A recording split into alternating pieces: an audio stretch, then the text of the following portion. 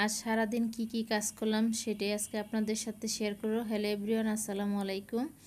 তো আজকে সকাল সকাল আপনাদের ভাই বাজারে চলে গেছে, আর বাজার থেকে আজকে রমজানের বাজারগুলো করে নিয়ে আসছে। আর সকালে মাছ আর অনেকগুলো মুরগি নিয়ে আসছে, আর এই মুরগিগুলা কেটে দিয়েছে খালা। আর খালা কেটে দেওয়ার পরে এগুলা মুরগিগুলো আমি ছোট ছোট পোটলা করে রেখে দিয়েছি। আর এই যে মুরগির গিলাগুলো আমি আলাদা করে রেখেছি। আর এখানে আছে একটা মুরগি, আর মুরগির কলিজা গিলা, মাথা, হাত পা এগুলা সব খালার জন্য রেখেছি। এদিকে নিয়ে আসছে শুকনো বাজারগুলো, আর শুকনো বাজারের মধ্যে আছে ছোলা, তারপরে 2-3 রকমের ডাল, তেল, চিনি, তারপরে এখানে আছে ট্যাং। আর ট্যাং আনছে আলিফ গাজির জন্য। আলিফ গাজি হচ্ছে এইসব জলে বসি শরবত খেতে পছন্দ করে না। আর খেজুরের প্যাকেজিংটা আমার কাছে খুবই ভালো লেগেছে। তো আলিফ গাজিরে বললাম, আলিফ গাজি দেখো তো একটা খেয়ে খেজুর কেমন। পরে বললাম আলহামদুলিল্লাহ ভালো। তো সব কিছুর জন্য আলহামদুলিল্লাহ। তো আলিফ যে এখন ওর বাবার সাথে জুম্মার নামাজ পড়তে চলে গেছে, আর ওই দিক দিয়ে আমি রান্না করতে চলে গিয়েছি। আজকে রান্না করব এই যে মুরগির গিলাগুলা আর ছোট ছোট আলু কুচি করে নিয়েছি। আর এখন আমি একটা মুরগি রান্না করতেছি। বাচ্চারা তো গিলা খাবে না, এই জন্য বাচ্চাদের জন্য আলাদা করে একটা মুরগি ভুনা করতেছি। আর আজকে মুরগি ভুনাটা করব ভুনা ভুনা করে সেহরি খাওয়ার জন্য, বেশি ঝোল দেব না।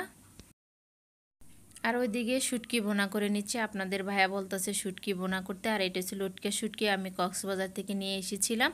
তো শুটকিটা টুকরো টুকরো করে কেটে আমি একটু ভালো করে ভেজে নিয়েছি। আর এখন গরম পানি দিয়ে এটা ভালো করে 4-5 বার করে শুটকিটা আমি ভালো করে ধুয়ে নিয়েছি। এখন চুলাতে একটা কড়াই বসিয়ে দিয়েছি। কড়াইয়ের মধ্যে সয়াবিন তেল দিয়েছি পরিমাণ মতো। আর শুটকির মধ্যে আমি বেশি কোনো মশলা ব্যবহার করি না, আমি অল্প মশলা দিয়ে শুটকিটা বোনা করে দিয়েছি। এখানে মরিচের গুঁড়ো আর হলুদের গুঁড়ো, ধনিয়া গুঁড়ো, পরিমাণ মতো লবণ দিয়ে আর একটা টমেটো কেটে দিয়েছি, দিয়ে এটা ভালো করে কষিয়ে নিয়েছি। আমি কিন্তু শুটকিতে আদা রসুন ব্যবহার করি না। তো অল্প পানি দিয়ে এটা ভালো করে আবারও কষিয়ে নিয়েছি। মশলাটা কষানো শেষ, উপরের তেলটা বেশি উঠেছে, তখন আমি এই ধুয়ে রাখা শুটকিগুলো দিয়ে দিয়েছি। দেওয়ার পরে আবার একটু ভালো করে কষিয়ে নিয়ে 4-5টার মতো কাঁচামরিচ দিয়ে দিয়েছি। এই তো শুটকি রান্নাটা কমপ্লিট। দেখেন শুটকিটা কত লোভনীয় লাগছে।